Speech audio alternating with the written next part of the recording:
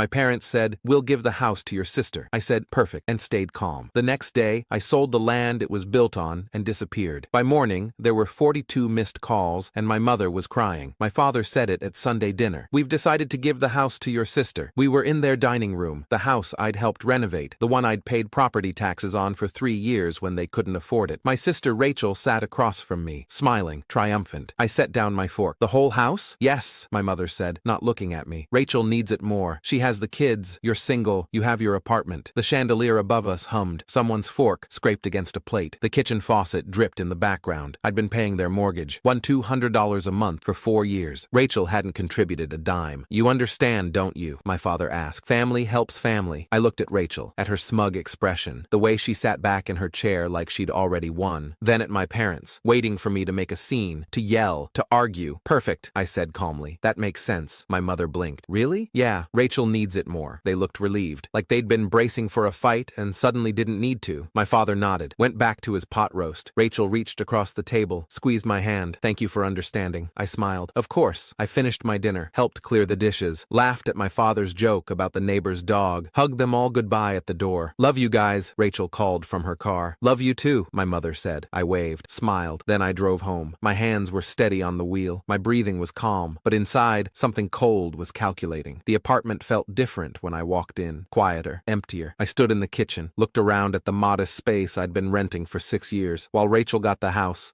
I'd saved. I opened a beer, sat on the couch, stared at the wall, thought about every Sunday dinner, every holiday, every time they'd called asking for money. The new roof 3 years ago, $8,000. I'd paid half. The furnace 2 years ago, $4,500. I'd covered it entirely. The kitchen renovation, the new appliances, the deck repairs, all me. Rachel had been too busy with the kids, too stretched thin financially, but she'd always had money for vacations, for new cars, for private school tuition. I pulled out my phone, scrolled through my bank statements. $57,600 in mortgage payments over 4 years, $11,000 in property taxes, $18,000 in repairs and renovations, $86,600 total. And now Rachel got the house because she needed it more. I set down the beer, walked to my bedroom, opened the closet. In the back, in a fire-safe box, I kept important documents: birth certificate, social security card, passport, and my grandmother's will. I pulled it out, sat on the bed, read through it for the first time in years. What they didn't know, what they'd never bothered to ask about, was the land. 10 years ago, my grandmother left me something in her will. Not the house, the land underneath it. A legal quirk from decades back when the property was subdivided. The house was built on land my grandmother owned separately. When she died, she left the structure to my parents, but the land, that went to me. I read the section 3 times to make sure I understood it correctly. To my grandson, I leave the land parcel located at 447 Maple Street, comprising 0.43 acres, as designated in Deed Book 1847, page 293. The house itself, all structures and improvements, went to my parents, but the land was mine. My parents never read the fine print, never asked questions, never hired a lawyer to review the estate documents. They just assumed they owned everything. The lawyer who'd handled the estate had mentioned it once, at the reading, said something about the land being separate from the structure. My parents had nodded, not really listening, too grief-stricken to care about details. I'd been 23, fresh out of college. I'd signed the deed transfer paperwork, filed it with the county, put it in my safe deposit box and forgot about it. For 10 years, I'd let them live there, paid their taxes, fixed their roof, replaced their water heater, renovated their kitchen, never mentioned what I actually owned, because they were family. But family helps family, right? I put the will back in the box, closed the closet, went back to the living room, made coffee, sat at the kitchen table, thinking. They'd used me for years. My money, my time, my labor, and the moment they didn't need me anymore, they gave everything to Rachel. Because she had kids, because she needed it more. But I'd needed things too. I'd needed help with college loans. They'd told me to figure it out myself. I'd needed a co-signer for my first apartment. They'd said no. I'd needed support when I lost my job 2 years ago. They'd told me to tighten my belt. But Rachel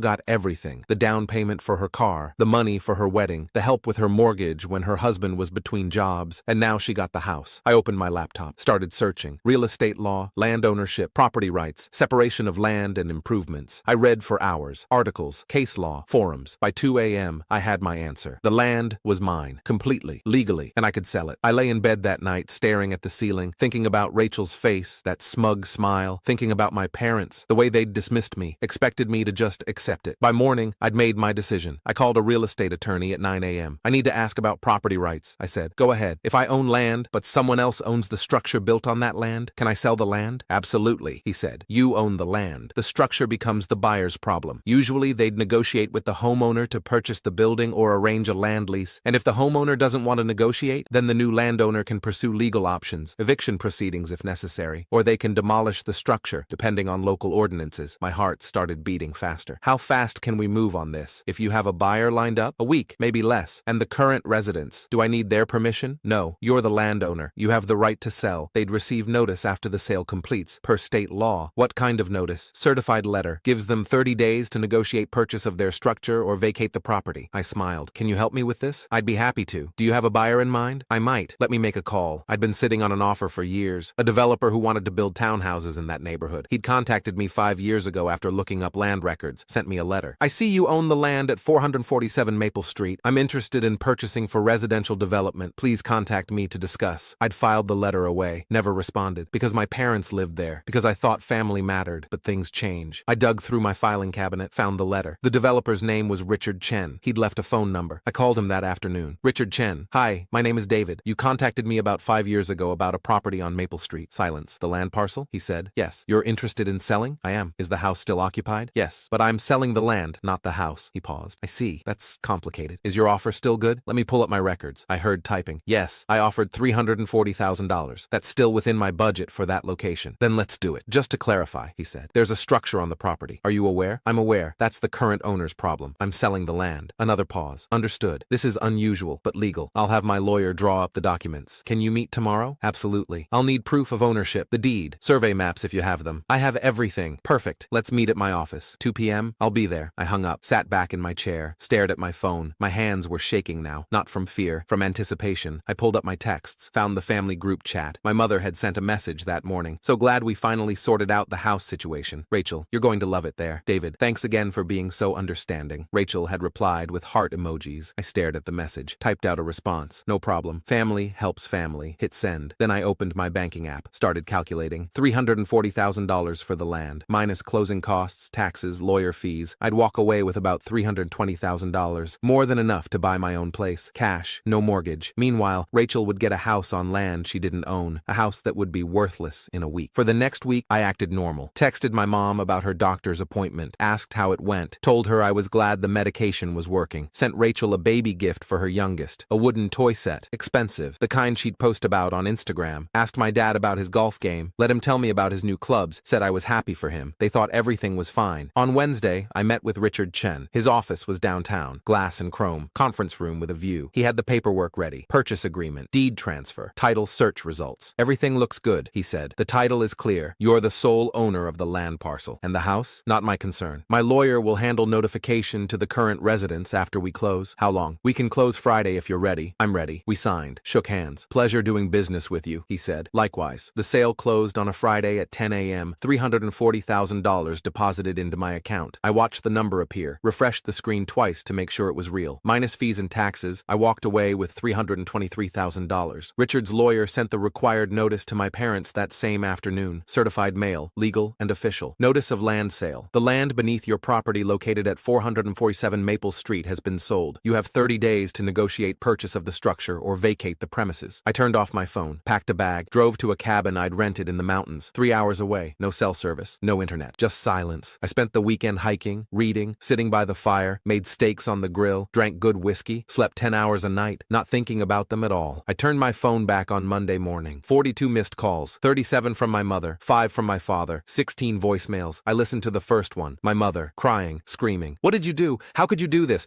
That's our house. You can't just sell the land? Call me back right now. The second one, my father. This is insane. You're destroying your own family over money? We gave you everything and this is how you repay us? The third, Rachel. You selfish bastard. Mom is having a breakdown. Dad can barely function. All because you couldn't handle not getting the house? Grow up. I deleted them all without listening to the rest. There were texts too. My mother. Please call me. We need to fix this. I'm begging you. My father. The developer wants $500K for us to buy the land. We don't have that. You know we don't have that. Rachel. You're a monster. I hope you're happy. Another from my mother. We'll lose everything. Please. You can have the house. We'll give it to you. Just call off the sale. Too late for that. My father. You're no son of mine. Don't ever contact this family again. Rachel. Think about the kids. Where are we supposed to go? You're making your nieces and nephews homeless. I set the phone down, stared out at the lake, made breakfast, eggs and toast, coffee, went for another hike. The messages kept coming. My mother. I'm your mother. How can you do this to me? We raised you. We fed you. We loved loved you. Please, I'm begging. Just talk to us. Rachel, Mom is on medication now because of you. Dad can't sleep. Are you happy? My father, you've always been selfish. This just proves it. I didn't respond to any of them. Just kept hiking, kept reading, kept enjoying the silence. A week later, my lawyer called. Your parents want to negotiate. For what? They're asking if you'll buy the land back from the developer and lease it to them at a reduced rate. No. They're also threatening legal action, claiming you defrauded them, that you knew about the land situation and deliberately hid it from them. On what grounds? They don't have any. The deed is clear. The will is clear. You're the legal owner, but they're desperate. Let them sue. They'll lose. He paused. You know they'll have to move, right? The developer's not budging. He wants to build. He's already got permits in process. I know. Your parents are in their 60s. This is going to be hard on them. Are you sure? I'm sure. Another pause. All right. I'll let them know you're not interested in negotiating. Thank you. By the end of the month, my parents hired a lawyer. I got a letter. Legal letterhead. Threatening language. They were claiming adverse possession, that they'd been living there long enough to have rights to the land. My lawyer responded in 2 days. Claim denied. Property taxes paid by David Peterson for 10 years. Clear assertion of ownership. No adverse possession claim possible. They tried again. Claimed I'd given them implied permission to stay indefinitely, that I'd never asked for rent or indicated I wanted them to leave. My lawyer shut that down too. No written lease, no verbal agreement on record, no legal standing. They tried to claim the will was invalid, that my grandmother didn't understand what she was doing when she separated the land from the house. The judge reviewed the estate documents, looked at my grandmother's medical records from the time the will was written. She'd been sharp, coherent, worked with a lawyer. The judge rejected their claim. The will was clear. The land went to me. The judge ruled in Richard Chen's favor. My parents had 60 days to vacate. My mother called one last time. I answered, hello? Silence. Then crying. How could you? She sobbed. We're your parents. We raised you, clothed you, fed you, and you're just going to let us lose our home? You were giving the house to Rachel, I said calmly. I just gave the land to someone else. Isn't that what family does? Gives things away without asking? That's different, is it? You decided I didn't deserve the house because Rachel needed it more. I decided you didn't deserve the land because someone else wanted it more. We never would have given her the house if we'd known